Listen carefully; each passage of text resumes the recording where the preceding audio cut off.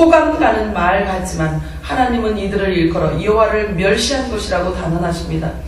여호와를 멸시한 자들의 종말을 보여주고 있는 거예요.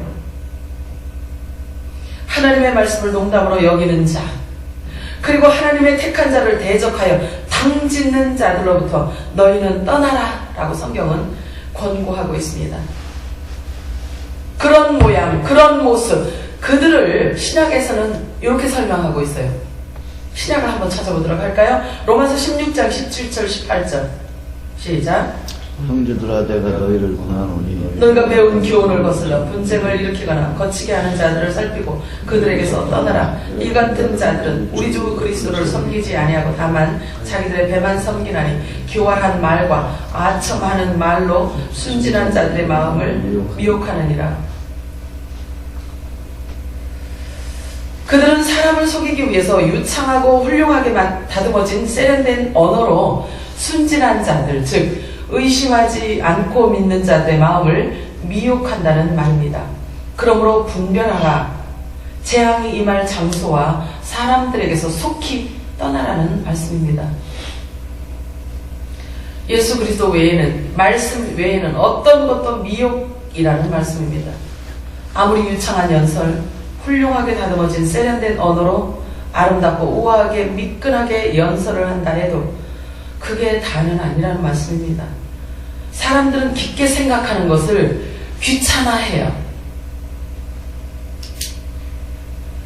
깊게 생각하는 것을 싫어하기 때문에 많은 사람들이 몰려 있으면 그것은 당연히 옳은 것이라고 생각을 굳히기 쉬워요. 분별하기 위해서 알아본다거나 살핀다거나 하는 그런 행위를 귀찮아한다는 말이지요. 그러므로 언제나 이 세상은 대세를 따라가고 있습니다. 그것이 대세를 따르는 것이 세상 풍조입니다. 그 풍조가 교회 안에까지 들어왔기 때문에 크고 사람이 많으면 옳다라고 인정을 받는 것입니다. 그냥 옳다라고 인정을 받아요. 크고 사람이 많으면.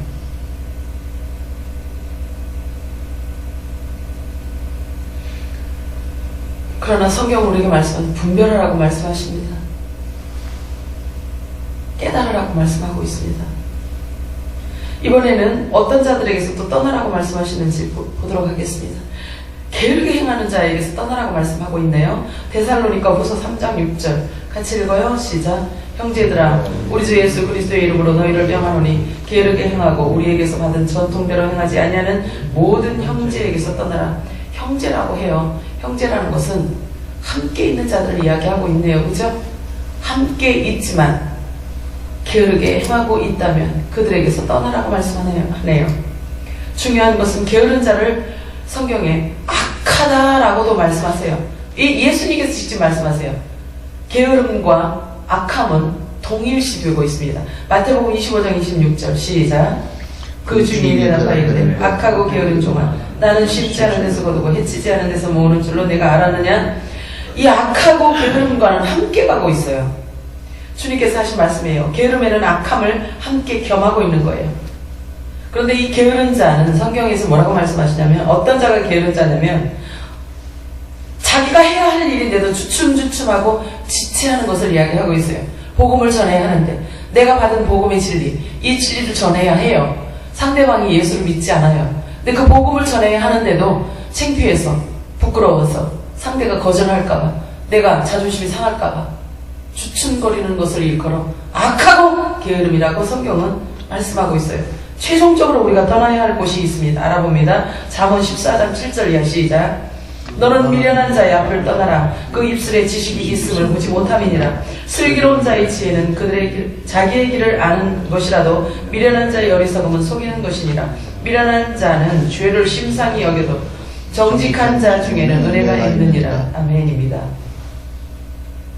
우리가 당연히 미련한 자에게서는 떠나야 합니다. 그러나 그 모습이 내 자신이 아닌가는 살펴보아야 돼요. 혹시 내 자신이 미련한 자는 아닌가? 미련하다는 것은 여기 뭐라고 말씀하시냐면 미련한 자는 죄를 우습게 여긴다는 거죠. 이 정도쯤이야. 이게 뭐가 죄야. 이 정도쯤이야. 하나님도 이해를 하시겠지. 이 정도 가지고 죄로, 이것을 죄라고 여기진 않겠지. 이 정도쯤이야. 그렇게 생각한다는 겁니다. 미련한 자의 특징을 말씀하고 있는 거예요. 죄를 우습게 여기고 비웃어요. 그리고 죄를 조롱하고 하찮게 여기기 때문에 그 사람 역시 죄의 종으로 살 수밖에 없다는 겁니다. 죄를 우습게 여기니까 죄를 인정한다는 거죠. 이 정도쯤이야 라고 이야기를 한다는 겁니다. 생각한다는 겁니다. 그리고 자기가 해야 할 일에 대해서 주저하거나 또는 지체하는 것을 주님은 악하고 게으른 것으로 간주하고 있습니다. 이 말씀은 모든 믿는 자들에게 하시는 말씀입니다. 우리는 하나님께로부터 이 땅에 보냄을 받은 자들입니다. 이유는 딱 하나입니다. 뭘까요? 부자 돼서 떵떵거리고 그냥 세상을 누리라고요? 그런 것 같습니까? 아닌 것 같아요. 아닌 것 같긴 하죠. 하나님께서 우리를 이 땅에 보낸 이유는 딱 하나예요. 그리스도의 증인으로 살라고 보내신 거예요. 아멘입니까? 알았어. 부자는 그 부자 자체를 가지고 그리스도의 증인으로 살면 됩니다. 훌륭한 출중한 인물이 되었으면 그 출중함으로 말미암아 그리스도의 증인으로 살면 되는 것입니다. 너희는 세상에 보내진 그리스도 편지다. 편지는 분명히 내용이 있겠죠? 그리스도의 향기다. 향기라는 것은 분명히 옆 사람이 그걸 안다는 이야기겠죠? 너희는 세상의 빛이다. 빛은 드러남을 이야기하고 있죠? 너희는 세상의 소금이다 라고 말씀해요. 소금은 맛을 낼 때 소금의 역할을 하는 거겠지요? 노력해서 우리가 얻어진 것이 아닙니다. 하나님께로부터 받은 거예요. 우리는 하나님께로 보냄을 받은 편지이고 그리스도의 향기이며 그리스도의 빛이며 이 세상의 소금인 것입니다. 그런데 그 받은 것은 내 것이 아니기 때문에 그분의 이름으로 다시 전해져야만 합니다. 말씀을 마치려고 합니다. 우리는 모두 예수 그리스도를 따르고 있는 그리스도인들인 것입니다. 아멘입니까? 아멘. 가장 먼저 우리가 떠나야 하는 것이 바로 고향과 친척과 아버지 집이었어요. 매우 편하고 익숙한 인간의 본능을 뜻하는데요.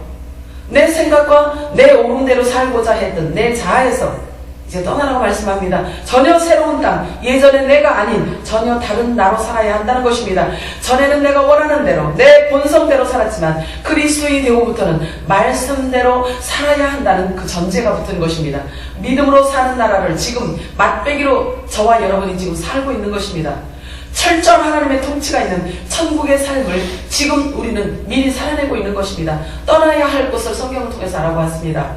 내가 가장 먼저 내 안에 하나님 두기를 싫어하는 내 자연인인 본성으로부터 떠나야 하고 하나님의 말씀을 거스르고 당을 짓는 자들로부터 떠나야 하는 것입니다. 내 안에서 하나님의 말씀대로 순종하고 하나님의 말씀을 싫어하고 말씀대로 순종하기를 싫어하는 내 안에 이 당을 짓는 이 두 마음이 나누어져서 자꾸 하나님의 말씀을 거역하고자 하는 그곳으로부터 떠나야 되는 것이고 악하고 게으른 자들에게서 떠나야 하는데 그리고 또 미련한 자들에게서 떠나야 하는 것입니다. 분명한 것은 모두 내 안에 있는 특징들입니다. 이것으로부터 떠나야지만 아브라함에게 주신 그 복된 자리로 우리도 옮겨질 수 있는 것입니다. 아무도 누구든지 판단하거나 정죄할 수 없다는 이야기입니다. 모든 인간은 다 죄인이기 때문이에요. 모든 인간은 한 사람도 예외 없이 하나님의 용서와 자비와 은혜를 받지 않으면 모두 멸망입니다. 인간은 모두 하나님의 긍휼하심을 입어야만 살 수 있는 존재들인 것입니다. 그것을 알고 깨달은 자가 먼저 남을 용서하고 먼저 남을 이해하고 먼저 남을 관용하며 그리고 서로 불쌍히 여기는 그런 마음을 가져야 할 것입니다. 그게 주님의 뜻입니다. 그래서 먼저 은혜를 베풀고 하나님의 은총을 받은 자들은 너도 그런 자였는데 하나님의 은혜와 은총을 받았지 않니? 그러니까 내 주위 사람들도 그렇게 용서하고 관용하고 받아라. 대로 나아갈 수 있는 해결 방법은 오직 예수 그리스도 외에는 없습니다. 누구라도 예수 그리스도를 거절하고 살아남을 수 있는 사람은 한 사람도 없습니다. 내가 본질적으로 주인이기에 예수의 십자가의 피가 필요했던 것입니다. 세상이 이렇게 발전하고, 세상이 발전한다고, 그리고 과학이 발전한다고, 우주 여행을 지금 계획한다고 해서 하나님의 심판이 보류되거나 없어진다거나 라고 생각한다면 어쩌면 가장 불행한 사람이 되고 말 것입니다. 오히려 세상이 이렇게 무섭게 변하고 있다는 것은 더욱 소돔과 고모라 형태를 갖추고 있다는 것을 우리는 알아야 할 것입니다. 마지막 때는 노아의 때와 같다고 말씀하셨습니다. 분명히 모델을 제시하셨습니다. 마지막 때는 분명히 노아의 때와 같다 라고 예수님께서 말씀을 하셨어요. 이 모델을 주셨거든요. 모델을 그래서 우리는 잘 살펴보아야 하는 것입니다. 지금보다 더 극악한 때는 없었다는 것을 누구도 부인하지 않습니다. 그런데 왜 성경이 이루어질 것은 믿지 않는 것인지 우리가 떠나야 할 곳을 알았습니다. 나의 본성으로부터 떠나야 됩니다. 말씀을 믿지 못하게 하는 죄된 내 안에 나로부터 떠나야 됩니다. 복음을 위해서 해야 할 일을 망설이고 주춤대는 악함과 게으름에서 떠나야 되는 것입니다. 내 안에 미련한 성향으로부터 이 정도는 죄가 아니지, 이 정도는 괜찮겠지 라고 생각하는 내 안에 미련한 그 성향으로부터 먼저 떠나야 되는 것입니다. 아멘입니까? 아멘. 기도합니다. 살아계신 하나님 아버지, 은혜와 사랑 감사합니다. 하나님께서 우리를 떠나라고 하시는데요, 그게 외부의 어떤 외부 세력을 외부의 세력인 줄로만 알고 있었습니다. 그래서 예수 믿지 않는 자들은 지옥 갈 자들 라고 우리는 단정하면서 그들을 정죄하고 비판하였습니다. 그리고 그들을 흉을 보았습니다. 그런데 알고 봤더니 성경이 우리에게 하시는 말씀은 고향, 본토, 친척, 아비집이 곧 익숙한 나의 본성, 나의 자아라는 것을 알게 되었습니다. 내 생각, 내 옳은 대로 살려고 했던 그 모든 것들이 내 안에서부터 시작되어진다는 것을 알았습니다. 하나님 아버지, 우리가 이제는 패러다임의 전환을, 변화를 갖기로 우리가 작정을 하고 각오를 하였습니다. 하나님, 적은 외부에 있는 것이 아니라, 사단은 외부에 있는 것이 아니라 사단 마귀 귀신이 하나님의 말씀을 믿음으로 받아서 아멘하지 못하도록 하는 그것은 곧 내 안의 본성이었습니다. 하나님, 그것을 먼저 깨닫게 해주신 하나님 감사합니다.